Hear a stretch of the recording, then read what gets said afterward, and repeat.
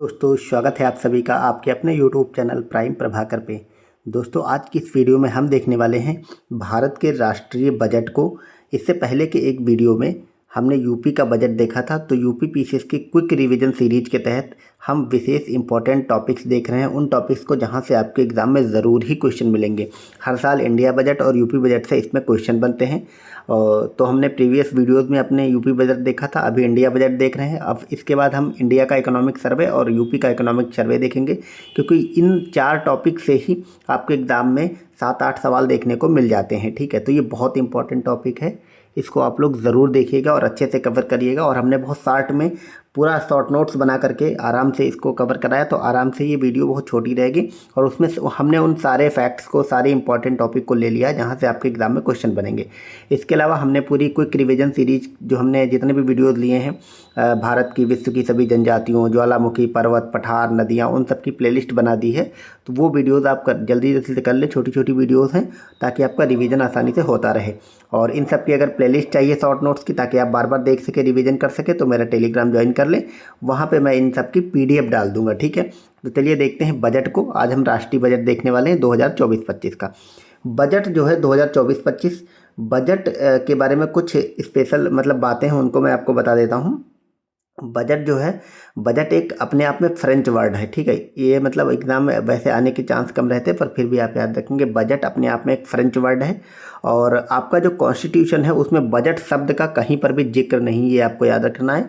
हालांकि भारत के संविधान के अनुच्छेद 112 आर्टिकल 112 में annual financial statement, annual financial statement, वार्षिक वित्तीय विवरण, इसका जिक्र किया गया है। ठीक है, और बजट पेश करती हैं आपकी वित्त मंत्री। और ये जो फ्रेंच वर्ड है, बजट फ्रेंच वर्ड है, इसका जो हिंदी में अर्थ होता है वो होता है चमड़े का थैला। तो ये इतनी बेसिक बातें थी, आप याद रखेंगे। अब कुछ इसका हिस्ट्री देख लेते हैं। सर्वप्रथम बजट पेश हुआ था 1860 में, जेम्स विल्सन ने इसको पेश किया था। किसने पेश किया था? जेम्स विल्सन ने। 1947 में यह बजट पेश किया था के षणमुगम शेट्टी, यानी कि आज़ाद भारत का पहला बजट पेश किया था के षणमुगम शेट्टी ने। लेकिन जब भारत का संविधान लागू हो गया था, उसके बाद का पहला बजट जो है वो पेश किया था जॉन मैथाई ने। ठीक है, एक क्वेश्चन अगर ये बनता है फैक्ट कि सर्वाधिक बार बजट किसने पेश किया था, तो मोरारजी देसाई ने सर्वाधिक बार अभी तक बजट पेश किया है। ठीक है, और इन्होंने कुल जो है वो 8 बार बजट पेश किया है। तो और सर्वाधिक लंबा बजट बात करें, यहाँ ये सर्वाधिक टाइम कितनी ज़्यादा बार पेश किया। सबसे लंबा बजट, सबसे लंबा जो बजट भाषण देते हैं वित्त मंत्री, उसमें सबसे लंबी स्पीच किसकी रही, तो वो निर्मला सीतारमण की रही। और ये इन्होंने 2020 में पेश किया था, 2 घंटे 40 मिनट का बजट था इनका। ठीक है, तो ये कुछ बेसिक बातें थी। यहाँ से भी एग्ज़ाम में स्टेटमेंट दिया जा सकता है एक, तो आप लोग इसको अच्छे से याद करेंगे। अब हम 2024-25 के बजट पे आते हैं। इसमें जो है 4 विशेष जातियों पर ध्यान केंद्रित किया गया है। ये जातियां कास्ट वाली नहीं है, वर्ग की बात की जा रही है।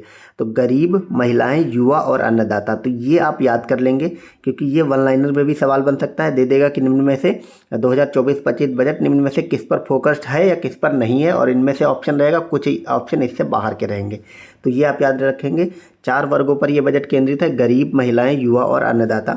अब एक योजना आती है PM गरीब कल्याण अन्नदाता योजना। ये अब हमने पॉइंट वाइज अपने इस नोट्स में शामिल किया है, यहीं से आपके एग्जाम में क्वेश्चन बनेगा। ठीक है, PM गरीब कल्याण अन्नदाता योजना, ये जो 5 किलो राशन मिलता है पर हेड वाला, ठीक है, योजना, उसी को जो नाम है वो है PM गरीब कल्याण अन्नदाता योजना।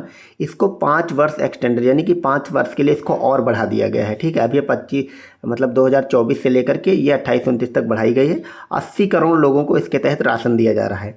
अब बजट के अगर हम विषय की बात करें, ठीक है, तो बजट के कुल 4 विषय रखे गए हैं। एक तो रोजगार, MSME, स्किल ट्रेनिंग और मिडिल क्लास। तो बजट के कुल 4 विषय हैं, ये आप याद रखेंगे। 4 विषय क्या क्या हैं? रोजगार देना इसका उद्देश्य रहेगा, MSME पर काम होगा, स्किल ट्रेनिंग पर काम होगा, और मिडिल क्लास को ध्यान में रखकर सारी चीज़ें की जाएंगी। फिर इस बजट की अगर प्राथमिकताएं पूछे, तो कुल 9 प्राथमिकताएं जो है वो निर्धारित की गई हैं। अब इन्हीं 9 प्राथमिकताओं के आधार पर हम चीज़ों को लेकर के चलेंगे, एक एक प्राथमिकता उठाएंगे और उसके अंतर्गत क्या स्कीम, कैसे क्या चल रहा है, उन सबको हम देखते हुए चलेंगे। ठीक है, इस बजट में जो जो भी प्रावधान किया गया है। ठीक है, तो कुल 9 प्राथमिकताएं, इनको आप याद रखेंगे। इनके नाम भी हम एक एक करके देखेंगे। वो 9 प्राथमिकताएं कौन सी, पहले हम यहाँ देख लेते हैं। AG एग्रीकल्चर, रोजगार एवं कौशल प्रशिक्षण एक ही में है। फिर समावेशी मानव संसाधन एवं सामाजिक न्याय इसी में है। Manufacturing and services, urban development, energy, infrastructure, R&D मतलब research and development, upcoming generation. ये कुल 9 प्राथमिकताएं हैं। ये आप मतलब पूरा का पूरा बजट इन्हीं को लेकर है। अभी हम इन्हीं के अंतर्गत सारी चीज़ों को विस्तार में देखेंगे। तो सबसे पहला एग्रीकल्चर है, हम उसको देखते हैं प्राथमिकता नंबर 1। अब एग्रीकल्चर में क्या क्या इसमें किया गया है। पहली बात तो जो ओवरऑल एग्रीकल्चर का बजट बहुत मतलब जो राशि आवंटित होती है वो बहुत इंपॉर्टेंट होती है। तो आप याद रखेंगे एग्रीकल्चर के लिए कुल 1.52 लाख करोड़ रुपए एलोकेट किए गए हैं। आप अगर लगभग याद रखना चाहते हैं तो ये लगभग 1.5 लाख करोड़ रुपए एग्रीकल्चर के लिए आवंटित किए गए हैं। अब उसमें से 10,000 जैव रिसर्च सेंटर स्थापित किए जाएंगे। अब ये संख्या भी पूछी जा सकती है। हालांकि अब आप मतलब ओरिजिनल वाला जब बजट पढ़ेंगे तो बहुत सारी बातें, बहुत सारी लाइन्स उसमें लिखी होती हैं, पर वो सारी हमारी एग्ज़ाम की दृष्टि से इतनी महत्वपूर्ण नहीं होती हैं। तो जो जो इम्पोर्टेंट टॉपिक हैं जहाँ से आपके एग्ज़ाम में क्वेश्चन बनेगा, हमने उन सारे पॉइंट्स को लिया है। जैव रिसर्च सेंटर स्थापित होंगे कितने? 10,000। ठीक है। बागवानी के अंतर्गत 109 नई हाई यील्ड किस्में विकसित की जाएंगी। तो जो अधिक पैदावार वाली किस्में होती हैं तो वो भी खासकर बागवानी वाली, उसमें से 109 मतलब हाई यील्ड किस्में विकसित होंगी। तो ये संख्या आप याद रखेंगे, 109 हाई यील्ड बागवानी की किस्में विकसित होंगी और 10,000 जैव रिसर्च सेंटर स्थापित होंगे। ठीक है। नेचर फार्मिंग की अगर बात करें तो नेचर फार्मिंग को बढ़ाया दिया जाएगा। अब नेचर फार्मिंग में आपको पता है क्या होता है, जो रासायनिक उर्वरक होते हैं उनकी संख्या को कम किया जाता है, क्योंकि नेचुरल तरीके से फार्मिंग होती है और उत्पादन को बढ़ाया जाएगा। ठीक है। और एक है digital public infrastructure, DPI for farmers. तो डिजिटल पब्लिक इंफ्रास्ट्रक्चर किसानों के लिए जो है वो स्थापित किया जाएगा, ये आप याद रखेंगे। तो एग्रीकल्चर में इतने इंपॉर्टेंट पॉइंट हैं जो आपके एग्जाम में क्वेश्चन बन सकते हैं। ये पहली प्राथमिकता हो गई। अब हम दूसरी प्राथमिकता पे आते हैं, रोजगार और कौशल प्रशिक्षण। तो रोजगार और कौशल प्रशिक्षण ये दूसरी प्राथमिकता है। इसमें सबसे पहले PM पैकेज एक मतलब स्कीम लॉन्च की गई और इस PM पैकेज अपने आप में ये एक अम्ब्रेला स्कीम है और इसमें कुल 5 योजनाएं लॉन्च की गई हैं। ठीक है। वो 5 योजनाएं कौन कौन सी उनको देखते हैं। पहली बार रोजगार, एक योजना है पहली बार रोजगार। अब इसमें क्या है, 15,000 रुपये एक माह में 3 किस्तों में दिए जाएंगे। ठीक है, ये आप याद रखेंगे। अब और 210 लाख युवा इससे लाभान्वित होंगे। तो ये डेटा इतना इंपॉर्टेंट नहीं है, मतलब ये इंपॉर्टेंट है कि पहली बार रोजगार जो कर रहे होंगे, पहली बार रोजगार जिनको चाहिए होगा, 15,000 रुपये एक माह में ये आवंटित होंगे। फिर दूसरा है इसके तहत विनिर्माण। तो पहली बार रोजगार EPFO में सरकार 4 साल तक योगदान देगी। तो जो पहली बार रोजगार कर रहे होंगे विनिर्माण सेक्टर के जो कर्मचारी हैं, ठीक है, उसमें जो उनका EPFO होता है, जो PF वगैरह फंड करता है, उसमें 4 साल तक सरकार योगदान देगी। फिर तीसरा है नियोक्ता को सहायता दी जाएगी। नियोक्ता मतलब जो कंपनियां होती हैं, जो मालिक होते हैं, जो नौकरियां देने वाले होते हैं, उनको सरकार 2 वर्ष तक EPFO में 3,000 का अंशदान करेगी। ठीक है, 3 के मतलब 3,000। तो सरकार जो नियोक्ता है उसको EPFO में 3,000 रुपये का अंशदान देगी। कब तक? 2 वर्षों तक। फिर चौथा है 20 लाख युवाओं को SND, ठीक है, अगले 5 साल में दिए जाएंगे। ठीक है। SND का मतलब स्किल एंड डेवलपमेंट, मतलब जो स्किल ट्रेनिंग वगैरह है वो सब दी जाएंगी। ठीक है। और 1,000 industrial training institute will also established. तो 1,000 इंडस्ट्रियल ट्रेनिंग मतलब ट्रेनिंग इंस्टीट्यूट बनाए जाएंगे 1,000, और वो भी कैसे रहेंगे, इंडस्ट्री वाले जो ट्रेनिंग इंस्टीट्यूट हैं वो बनाए जाएंगे। अब इसमें जो 5वीं स्कीम है, ठीक है, जो PM पैकेज वाली बात अभी चल रही, उसमें जो 5वीं है वो है आगामी 5 साल में 1 करोड़ युवाओं को इंटर्नशिप दिया जाएगा। 5,000 रुपये का भत्ता, एक बार 6,000 की सहायता दी जाएगी। तो ओवरऑल इसमें ये बहुत सारे डेटा हैं। ये सारे डेटा आपको याद नहीं करना है, आपको क्या याद रखना है, इसी तरह की सारी बात, रोजगार, विनिर्माण, नियोक्ता और ये युवाओं का स्किल डेवलपमेंट, और फिर क्या है एक बार भत्ता वगैरह 5,000 रुपये का दिया जाएगा। ये सारी बातें की गई हैं PM पैकेज के तहत और कुल 5 बातें इसमें हैं। ये मोटा मोटी आपको याद रखनी है। हायर एजुकेशन इन इंडिया की बात करें तो 10 लाख का ऋण दिया जाएगा अगर आप हायर एजुकेशन करते हैं, वो भी भारत में। ठीक है। और 10 लाख का इसमें ऋण सरकार देगी और only for study in India. अगर आप केवल भारत में पढ़ते हैं तो उसके लिए ये चीज़ लागू होगी। ये डेटा आप याद रखेंगे, भारत में हायर एजुकेशन के लिए 10 लाख रुपये का ऋण देगी सरकार। तो ये 9 प्राथमिकताएं में से 2 हो गई, एग्रीकल्चर और मानव संसाधन वाली। अब हम तीसरी देखते हैं, समावेशी मानव संसाधन एवं सामाजिक न्याय। तो ये तीसरी प्राथमिकता है, समावेशी मानव संसाधन एवं सामाजिक न्याय। इसके तहत जो सबसे महत्वपूर्ण योजना है वो है पूर्वोदय योजना। ये आप याद रखेंगे, बहुत इसके संभावना है आने के। और ये इसकी जो टैगलाइन है वह है विकास भी और विरासत भी। इसमें कौन कौन से राज्यों के लिए योजना है? इसमें बिहार शामिल है, झारखंड शामिल है, वेस्ट बंगाल शामिल है, उड़ीसा और आंध्र प्रदेश शामिल है, ठीक है। इसका उद्देश्य है चहुमुखी विकास करना, ठीक है। तो आप याद रखेंगे ये स्टेट, आप याद रखेंगे, ये बहुत इंपॉर्टेंट, आपके एग्जाम में क्वेश्चन बनेगा तो यही बनेगा कि पूर्वोदय योजना में कौन कौन से राज्य शामिल हैं। तो बिहार शामिल है, झारखंड शामिल है, ठीक है, वेस्ट बंगाल, उड़ीसा और आंध्र प्रदेश, ठीक है। ये 5 राज्य कुल इसमें शामिल है। याद रखना यूपी उसमें शामिल नहीं है, ठीक है। पूर्वोदय योजना में यूपी शामिल नहीं है। अब इसी के तहत मतलब जो तीसरी प्राथमिकता है, इसमें अमृतसर कोलकाता इंडस्ट्रियल कॉरिडोर की बात करी गई है। ये भी बहुत इंपॉर्टेंट है, अमृतसर कोलकाता इंडस्ट्रियल कॉरिडोर। गया में इंडस्ट्रियल नोड या सेंटर स्थापित होगा, बिहार के गया में। तो बीपीएससी वाले इस पॉइंट को याद रखेंगे, ठीक है। For women and girls 3 lakh crore रुपए 3 लाख करोड़ रुपए महिला और बच्चियों के लिए, लड़कियों के लिए जारी किए जाएंगे, ठीक है। पीएम जनजाति उन्नत ग्राम अभियान ये चलाया गया, ये बहुत इंपॉर्टेंट पॉइंट है। 63,000 गांव इसमें कवर किए जाएंगे और 5 करोड़ एसटीज को, यानी कि जनजाति लोग जो हैं उसको इससे फ़ायदा होगा। तो ये पीएम जनजाति उन्नत ग्राम अभियान, और ये सारा डेटा भी आप याद रखेंगे कि 63,000 गाँव और 5 करोड़ जनजाति लोगों को इससे लाभ होगा। नॉर्थ ईस्ट में इंडिया पोस्ट पेमेंट बैंक की 100 से अधिक ब्रांचेज या शाखाएं खोली जाएंगी, ये भी आप याद रखेंगे। जो नॉर्थ ईस्ट के हमारे स्टेट हैं उसमें इंडिया पोस्ट पेमेंट की 100 से अधिक शाखाएं खोजी जाएंगी। पोलावरम सिंचाई परियोजना बहुत इंपॉर्टेंट है, आपसे डायरेक्ट इसका स्टेट पूछेगा तो आप याद रखेंगे आंध्रा, मतलब आंध्र प्रदेश। पोलावरम सिंचाई परियोजना कहाँ पे रहेगी? आंध्र प्रदेश में, ठीक है। 15,000 करोड़ आंध्रा की राजधानी विकास हेतु दिए जाएंगे। तो ये आपको पता ही है, बिहार में और झारखंड में इस बजट में काफ़ी पैसा दिया गया है, क्योंकि मोदी जी की सरकार ही नीतीश कुमार और चंद्रबाबू नायडू के सहारे है। तो इसके लिए बहुत सारी योजनाएं जो हैं, और योजनाओं हेतु ज़्यादा से ज़्यादा पैसा बिहार और आंध्र प्रदेश को दिया गया है। ये बेसिक चीज़ आपको पता ही होगी। फिर 26,000 करोड़ रुपये बिहार में डेवलपमेंट और रोड्स वगैरह के लिए दिए जाएंगे। तो एक चीज़ आप याद रखेंगे, 15,000 करोड़ रुपए आंध्रा को मिलेंगे सिर्फ राजधानी डेवलप के लिए, और बिहार को कुल 26,000 करोड़ रुपए मिलेंगे। बीपीएससी वाले ये पॉइंट ज़रूर याद रखेंगे। और जो हमारा अमृतसर कोलकाता कॉरिडोर है उसमें गया में इसका इंडस्ट्रियल नोड बनेगा, ठीक है। अब अगला है हमारा चौथी प्राथमिकता के तहत, जो अगली प्राथमिकता हमारी है उसमें अगला है मुद्रा लोन। तो मुद्रा लोन जो है वो तरुण श्रेणी की जो मुद्रा लोन है, मुद्रा लोन आपको पता है 3 श्रेणियों में मिलता है, ठीक है। तो उसमें उसकी जो ऋण सीमा है वो 10 लाख से बढ़ाकर 20 कर दी गई है।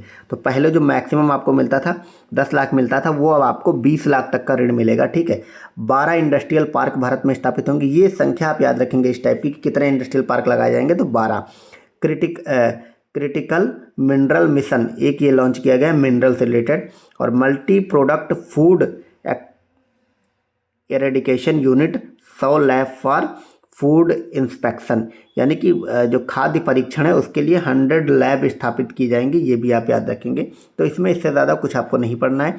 फिर अर्बन डेवलपमेंट को देखते हैं, जो हमारी 5वीं प्राथमिकता है। इसमें जो 14 बड़े शहर हैं जिनकी जनसंख्या 30 लाख से अधिक है, उसको ट्रांजिट ओरिएंटेड किया जाएगा, डेवलपमेंट उसका ट्रांजिट ओरिएंटेड किया जाएगा, ठीक है। और stamp duty reduce on women's property, तो अगर महिलाओं से रिलेटेड कोई प्रॉपर्टी शहर में खरीदी जाती है तो उस पर जो स्टाम्प ड्यूटी लगती है उसको कम कर दिया जाएगा, ठीक है। और कितने बड़े शहरों को ट्रांजिट ओरिएंटेड डेवलपमेंट किया जाएगा? 14 बड़े शहर को, और वो शहर वो होंगे जिनकी आबादी 30 लाख से अधिक होगी। फिर नेक्स्ट है पीएम शहरी आवास योजना 2.0। नेक्स्ट 5 ईयर में 2.2 लाख करोड़ की राशि इसके लिए आवंटित की जाएगी। तो आने वाले जो 5 साल हैं उसमें जो शहरी आवास योजना है उसका 2.0 वर्जन लॉन्च किया गया है, और इसमें 2.2 लाख करोड़ रुपए दिए जाएंगे। अब हम छठी प्राथमिकता पे आ गए, एनर्जी पे। तो इसमें पीएम सूर्य घर मुफ्त बिजली योजना एक लॉन्च की गई है, जिसमें 300 unit per month free light मिलेगी। 1 करोड़ प्लस अधिक लोगों को सोलर पैनल से बिजली प्रदान की जाएगी, ठीक है। एनटीपीसी प्लस जो भेल है ये मिलकर के 800 मेगावाट का थर्मल प्लांट लगाएंगे, ये आप याद रखेंगे। इस टाइप के क्वेश्चन बन जाते हैं, और वो क्वेश्चन ये बनता है कि 800 करोड़ मेगावाट का एनटीपीसी एक थर्मल पावर लगाने जा रहा है, और वो किसके साथ लगाएगा? ऑप्शन में रहेगा भेल, सेल, इस टाइप से। तो आप याद रखेंगे भेल के साथ लगाएगा। ये भेल मतलब भारत हैवी इलेक्ट्रिकल लिमिटेड। फिर 7वीं हमारी प्राथमिकता है इंफ्रास्ट्रक्चर में। अब इंफ्रास्ट्रक्चर में जीडीपी का 3.4% खर्च किया जाएगा, लगभग 11.11 लाख करोड़। ये डेटा आप याद रखेंगे परसेंट वाला, खासकर इंफ्रास्ट्रक्चर में जीडीपी का कितना खर्च होगा? 3.4 लाख करोड़। बाकी जीडीपी वगैरह का जो डेटा है अभी हम आगे देखेंगे, ठीक है। असम, सिक्किम और यूके मतलब उत्तराखंड में फूड मैनेजमेंट लगाए जाएंगे, मतलब ठीक है, फूड मैनेजमेंट पार्क वगैरह टाइप से बनेंगे। कहाँ पे? 3 स्टेट में, असम, सिक्किम, 2 हो गए नॉर्थ ईस्ट वाले, और एक उत्तराखंड में स्थापित होगा, ठीक है। और HP मतलब हिमाचल प्रदेश में पुनर्निर्माण एवं पुनर्विकास इकाई बनेगी। पर्यटन की अगर बात करें तो काशी विश्वनाथ मंदिर कॉरिडोर की तर्ज पर विष्णुपाद मंदिर, ठीक है, कोरिया और महाबोधि मंदिर कॉरिडोर का विकास किया जाएगा। कोरिया नहीं, कॉरिडोर, ठीक है। काशी विश्वनाथ कॉरिडोर जो बना है हमारा वाराणसी में, उसी की तर्ज पर विष्णुपद मंदिर और महाबोधि मंदिर का विकास किया जाएगा। और ये मंदिर आपके कहाँ पड़ते हैं? बिहार में पड़ते हैं, ठीक है। और राजगीर का विकास होगा। नालंदा यूनिवर्सिटी जो है वो भी सेटअप की जाएगी एज ए ग्लोरी, ठीक है। Nalanda will be as a tourist place. तो नालंदा यूनिवर्सिटी को आपको पता है PM ने विजिट भी किया था, और उसके बाद एज ए ग्लोरी मतलब आपको पता है गौरव के रूप में वो फिर से इस्टेब्लिश की जा रही है, और उसको एक टूरिस्ट प्लेस बनाया जाएगा। और उड़ीसा में भी पर्यटन का विकास किया जाएगा। ये सब पॉइंट्स हैं, आप पढ़ लेंगे। यही सब पर्यटन के बारे में आपके उसमें लिखा हुआ है। अब 8वां जो हमारा प्राथमिकता आ गई वो है R&D मतलब रिसर्च एंड डेवलपमेंट पे क्या क्या भारत में होगा। राष्ट्रीय अनुसंधान निधि का निर्माण होगा, तो एक फंड बनाया जाएगा, वो भी केवल अनुसंधान के लिए। स्पेस इकोनॉमी है तो 1000 करोड़ रुपए का वेंचर कैपिटल फंड बनाया जाएगा। ये बहुत इंपॉर्टेंट पॉइंट है, इसको आप याद करेंगे, मतलब ये ऐसे ही रट लेंगे इसको कि स्पेस इकोनॉमी जो हमारी अंतरिक्ष वाली इकोनॉमी है उसमें 1000 करोड़ का स्पेशल वेंचर कैपिटल फंड बनाया जाएगा, ठीक है। तो R&D से रिलेटेड सिर्फ इतनी बातें रहेंगी। आपको पता है भारत में ज़्यादा R&D वगैरह पे पैसा खर्च नहीं किया जाता है, चाइना, इजराइल, अमेरिका वगैरह के मुकाबले। फिर 9वां है अगली पीढ़ी के सुधार हेतु, ठीक है। तो इसके लिए भू आधार यूनिक लैंड आइडेंटिफिकेशन नंबर जारी किया जाएगा, ठीक है। तो आपको पता है वो जैसे आधार कार्ड हमारा चलता है, इसीलिए अब भूमि के लिए भी एक यूनिक आइडेंटिफिकेशन नंबर जारी होगा। और NPS वात्सल योजना एक लाई गई है, इसी से रिलेटेड, ये आप याद रखेंगे। अब हम कुछ फैक्ट्स को देखेंगे। बजट अनुमान, यहाँ से आपके एग्जाम में क्वेश्चन बनता है। अब राजकोषीय घाटा कितना अनुमान है? तो 4.9% है। इंटरिम बजट में ये 5.1% है, क्योंकि आपको पता है 2024 में चुनाव हुआ तो आपका एक बजट फरवरी में आया था और ये वाला बजट जुलाई में आया था, ठीक है। तो इंटरिम बजट जो फरवरी में आया था उसमें राजकोषीय घाटा जो है वो 5.1% रखा गया था, और इस वाले बजट में 4.9। तो आप दोनों डेटा याद रखेंगे कि अंतरिम बजट में 5.1 और मेन वाले बजट में जो फुल बजट आया इसमें 4.9% का लक्ष्य रखा गया था। नेक्स्ट ईयर घाटे का लक्ष्य कितना था? 4.5% था। इस बार कितना है? 4.9, यानी कि बढ़ गया है घाटा। अब ये राजकोषीय घाटा आप सबको पता होगा क्या होता है, वो कुल GDP जो है उससे जो खर्च है वो 4.9% उसका ज़्यादा होता, तो वही वाली बात होती है, मतलब जो भारत सरकार की कुल कमाई होती है उससे खर्चा ज़्यादा होता है, कुल GDP के मुकाबले ये निकाला जाता है। तो राजकोषीय घाटा का आपके एग्जाम में जो है वो डायरेक्ट पूछता है ये वाला। तो ये सारे पॉइंट आप याद रखेंगे, मैंने उन्हीं को लिया है जहाँ से आपके एग्जाम में क्वेश्चन बनते हैं, तो ज़्यादा डाटा बहुत ज़्यादा नहीं लिया है, ठीक है। तो राजकोषीय घाटा कितना है? 4.9%, और ये इंटरिम बजट में कितना था? 5.1, ठीक है। और पिछले साल इसका लक्ष्य क्या था? वो 4.5 था, 4.5 था। अब कुल प्राप्तियों की बात करें तो राजस्व प्राप्तियां कितनी हैं? तो वो है 31 लाख करोड़ की, 31.3 लाख करोड़ भारत सरकार की कुल राजस्व प्राप्तियां हैं, ठीक है। और पूंजीगत प्राप्तियों की बात करें तो 16.9 लाख करोड़ हैं, और कुल मिला के 48.2 लाख करोड़ ये कुल प्राप्तियां हैं भारत सरकार की, ठीक है। बाकी राजस्व प्राप्तियां क्या होती है, पूंजीगत प्राप्तियां क्या होती है, राजस्व व्यय क्या होता है, पूंजीगत व्यय क्या होता है, ये सब मतलब जो स्टैटिक इकोनॉमिक्स है उसमें कवर किया जाता है। और आप सबको पता भी होगा, अगर नहीं पता है तो आप लोग पढ़ भी लीजिए। और कौन सी प्राप्तियां अच्छी होती हैं, कौन से व्यय अच्छे होते हैं, ये सब आपको मतलब पता होना चाहिए, क्योंकि अगर इकोनॉमिक्स से कोर में जाके आपसे क्वेश्चन पूछेगा तो वो यहीं से क्वेश्चन पूछ लेता है, ठीक है। जैसे मैं आपको बताऊँ, हमेशा ये कहा जाता है कि जो राजस्व खर्चे होते हैं वो खराब होते हैं, ठीक है, पूंजीगत खर्चे अच्छे होते हैं, और राजस्व जो है वो प्राप्तियां मतलब अच्छी होती हैं और पूंजीगत प्राप्तियां बेकार होती हैं, ठीक है। राजस्व प्राप्तियों का सिंपल सा मतलब होता है जो हम गवर्नमेंट जो है जो इनकम टैक्स वगैरह से जो पैसा कमाती है, इनकम टैक्स हो चाहे कॉर्पोरेट टैक्स हो, या भारत सरकार ने किसी को उधार दिया उसका जो ब्याज वगैरह मिलता है, वो सब राजस्व प्राप्ति होती है, तो इसीलिए वो अच्छा माना जाता है। पूंजीगत प्राप्तियां इसलिए अच्छी नहीं होती क्योंकि उसमें आपको प्राप्ति तो हो रही होती पैसा की, लेकिन सरकार जब अपना कोई मतलब क्या बोलती हैं एसेट बेचती है, जैसे सरकार ने अपनी किसी कंपनी में, बैंक्स में अपना स्टैक बेच दिया, तो वो जो कंपनियों तो आपको पैसा तो आ गया लेकिन आपका स्टैक चला गया उससे, ठीक है। तो आप कुछ बेच करके प्राप्त करते हैं तो वो पूंजीगत प्राप्तियां होती। पूंजीगत व्यय अच्छा होता है, जैसे भारत सरकार जब किसी इंडस्ट्री वगैरह में निवेश करती है, ठीक है, जिसमें पूंजी जनरेट होती है एक तरह से, वो पूंजी पैसे के रूप में, मानव संसाधन के रूप में कैसी भी जनरेट हो, वो आपको लॉन्ग टर्म में फ़ायदा देगी। तो इसीलिए पूंजीगत व्यय जो है वो अच्छा माना जाता है। और अब आ गया राजस्व व्यय। राजस्व व्यय का अच्छा नहीं माना जाता, क्योंकि जैसे गवर्नमेंट सैलरी देती है लोगों को, तो ये सब आता है, और सब्सिडी देती है, योजनाओं पे खर्च करती है, तो उसमें क्या होता है, वो राजस्व व्यय होता है, उसमें लौट के कुछ नहीं आना होता, इसीलिए वो अच्छा नहीं माना जाता। तो ये मैंने आपको मतलब ब्रीफ में थोड़ा सा समझा दिया। तो इस मोटा मोटी इनका सबका मतलब यही होता है, अच्छे से इसको आप लोग समझ लेंगे, ठीक है। अब हम अगला डेटा देखते हैं। बजट में विकास दर कितनी बात करी गई है, तो नेक्स्ट ईयर में मतलब 24-25 में 8.2% जीडीपी ग्रोथ रेट भारत की रहेगी, ऐसा भारत के बजट के अनुसार कहा गया है, ये आप याद रखेंगे। अभी इकोनॉमिक सर्वे जब हम करेंगे तो उसमें कुछ और कहा गया होगा, ठीक है। विश्व बैंक कुछ और कहता है, आईएमएफ कुछ और कहता है, मूडीज वैसे वगैरह एजेंसीज कुछ और कहती है। तो आप एग्ज़ाम देने से पहले इन सारों को रट लेंगे। बाकी आप मेरा टेलीग्राम ज्वाइन करें, उसमें मैं सारी मतलब अलग से निकाल करके डाल दूंगा, सारी ने क्या क्या अनुमान व्यक्त किया है भारत के बारे में। तो बजट क्या कहता है, 8.2% जीडीपी ग्रोथ रेट रहेगी। नेक्स्ट ईयर कितनी रहेगी, 6.5% से 7% तक रहेगी अगले साल। इन्फ्लेशन रेट जो है वो 5.4% रहेगा। तो ये डेटा सारा का सारा इंपॉर्टेंट है, अच्छे से इसको आप याद करेंगे। अब इनकम टैक्स एक्ट 1961 का रिव्यू होगा नेक्स्ट 6 मंथ में। तो इनकम टैक्स एक्ट जो अभी भी 1961 का भारत में चल रहा है, उसका रिव्यू अगले 6 महीने में किया जाएगा। Long term capital gain tax 10% से बढ़ाकर 12% कर दिया गया है, ये आप याद रखेंगे, इंपॉर्टेंट है। एंजल टैक्स को एंड कर दिया गया। इस बजट में जो सबसे बड़ी बात की गई है, तो जो एंजल टैक्स होता है उसको ख़त्म ही कर दिया गया है। एंजल टैक्स क्या होता था, अगर आप कोई नया नया स्टार्टअप शुरू करते हैं तो आप मतलब आपके पास आइडिया है, किसी ने आपको पैसा दिया तो उस पर गवर्नमेंट एंजल टैक्स लगाती थी, तो उसको ख़त्म कर दिया गया है, ठीक है।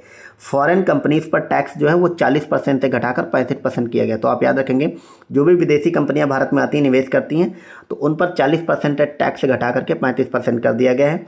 अब हम देखते हैं रुपया कम्स फ्रॉम। तो जो रुपया भारत सरकार की जो कमाई हो रही है वो सबसे ज़्यादा कहाँ से होती, तो सबसे ज़्यादा कमाई होती है उधारी से, उसके बाद इनकम टैक्स से, फिर जीएसटी से, और फिर कारपोरेट टैक्स से, ठीक है। तो ये आप ऐसे ही रट लेंगे, ये सीक्वेंस पूछा जाता है और बहुत इंपॉर्टेंट है, ठीक। तो आप याद रखेंगे, भारत सरकार को जो कुल कमाई है उसमें से 27% पैसा उधारी से आता है, 19% आयकर से आता है, 18% जीएसटी से और 17% कॉर्पोरेट टैक्स से। ये चार के चारों आप सीक्वेंस याद रखेंगे, ठीक है। और ये भी याद रखेंगे कि भारत सरकार को जो इनकम टैक्स है इस साल वो जीएसटी से ज़्यादा हो गया, और कॉर्पोरेट टैक्स तो आयकर और जीएसटी दोनों से कम है, और बाकी सबसे ज़्यादा पैसा उधारी से लेती, ये भी आपको पता होना चाहिए, ठीक है। अब अगला देखते हैं, रुपया गोज़ टू मनी, भारत सरकार का पैसा जाता कहाँ है, तो आपको पता ही है, ठीक है। सबसे ज़्यादा पैसा जाता है स्टेट्स को, यानी कि जो राज्य को केंद्र सरकार पैसा देता है उसमें सबसे ज़्यादा पैसा जाता है। उसके बाद ब्याज अदायगी में जाता है, क्योंकि आपने जब सबसे ज़्यादा पैसा लिया उधार है तो उसका ब्याज भी आप चुकाएंगे, तो दूसरे नंबर पर ब्याज अदायगी, और तीसरे नंबर पर जो खर्च है वो रक्षा एंड सब्सिडीज़ का जाता है, ठीक है। और अब यहाँ पे अगर कुछ पॉइंट्स हम देखते हैं, सब्सिडीज़ पे जाता है कुल जीडीपी का 6%, रक्षा पे खर्च होता है 8% और पेंशन पे 4%। तो ये आप याद रखेंगे, मतलब अगर उधारी और ये क्या बोलते हैं स्टेट को दिया जाने वाला पैसा और ब्याज चुकाने वाला, उसको हटा दिया जाए तो सबसे पहले ज़्यादा पैसा खर्च करती है भारत सरकार किस पे, तो रक्षा पे खर्च करती है 8%, सब्सिडी पे उसके बाद 6% और पेंशन पे 4%। यहाँ पे अगर व्यय देख लें कुछ, हम ऐसे कभी कभी मतलब सीक्वेंस लगाने को दे देता है, तो आप उसके लिए दिया गया है। रक्षा पे कुल भारत सरकार जो है कुल खर्च का 4.54 लाख करोड़ रुपए खर्च करती है, आप याद रखेंगे, ठीक है। कितना खर्च करती है, 4.5 लगभग आप याद रखेंगे, 4.5 लाख करोड़ रुपए रक्षा पे खर्च होता है, और पहले नंबर पे खर्च किया जाता है, ठीक है। मतलब ये व्यय वो वाला व्यय है, राज्यों को दिया जाने वाला और ब्याज अदायगी को छोड़ करके जो खर्च होता है उसमें रक्षा पे खर्च होने वाला 4.5 लाख करोड़ नंबर 1 पे है। उसके बाद खर्च होता है ग्रामीण विकास पे, ठीक है, ये आप याद रखेंगे। सेकंड नंबर पे ग्रामीण विकास है, थर्ड नंबर पे एग्रीकल्चर है, कृषि है, फोर्थ नंबर पे गृह है, यानी कि जो मतलब होम मिनिस्ट्री है, और शिक्षा 5वें नंबर पे आती है, आईटी 6 नंबर पे आती है, आईटी मतलब इंफॉर्मेशन टेक्नोलॉजी, और हेल्थ 7वें नंबर पे। तो शिक्षा और स्वास्थ्य आप याद रखेंगे 5वें और 7वें पे है। तो ये मतलब अच्छा साइन नहीं होता है एक अच्छे कंट्री का कि शिक्षा और स्वास्थ्य पे आप इतना कम पैसा खर्च करें, रक्षा पे इतना ज़्यादा। हालांकि रक्षा पे भी ज़रूरी है, भारत जैसे देश के लिए रक्षा पे ज़रूरी है। ये इकोनॉमिक सर्वे है, ये हम अगले वीडियोज़ में कवर करेंगे। तो हमने यहाँ पे कंप्लीट बजट करा दिया आपको। अब मैंने ये क्विक रिवीजन टाइप से कराया, मात्र 20-25 मिनट की क्लास रही है। उसमें सारे पॉइंट्स को ले लिया जहाँ पे बजट से क्वेश्चन बन सकता था। इससे बाहर क्वेश्चन नहीं आएगा बजट में, जो भी आएगा। तो हमने आपको पूरा बजट करा दिया, ठीक है। और इसमें सिर्फ एक पॉइंट मैंने आपको नहीं बताया, और वो मैंने जानबूझ के नहीं लिखा, क्योंकि इतना आप लोग खुद रिसर्च करें, ये आपको पता होना चाहिए।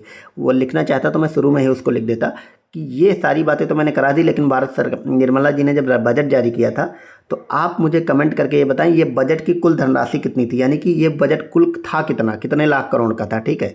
तो ये आप लोग कमेंट करके बताएंगे। और आप लोग ना सिर्फ ये फुल वाला बजट, बल्कि आप इंटरिम बजट और ये वाला बजट, दोनों की धनराशि आप बताएंगे कि कुल बजट कितने का जारी किया गया, ठीक है। ये आप लोग कमेंट करके बताएंगे। मैंने जानबूझ के आपके लिए होमवर्क के लिए छोड़ा। तो अगली क्लास हम आपको देंगे इसकी इकोनॉमिक सर्वे की, इंडिया की दे देंगे। उसके बाद फिर हम आपको देंगे वर्ल्ड की, सॉरी यूपी की इकोनॉमिक सर्वे, ठीक है। तो हमारा कंप्लीट इंडिया और यूपी का बजट इकोनॉमिक सर्वे हो जाएगा।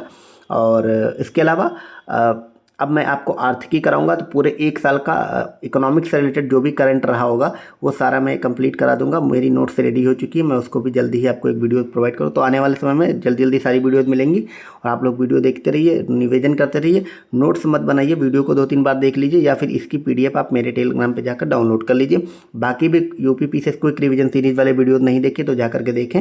और मिलते हैं अगले वीडियो में। Thank you so much, bye bye.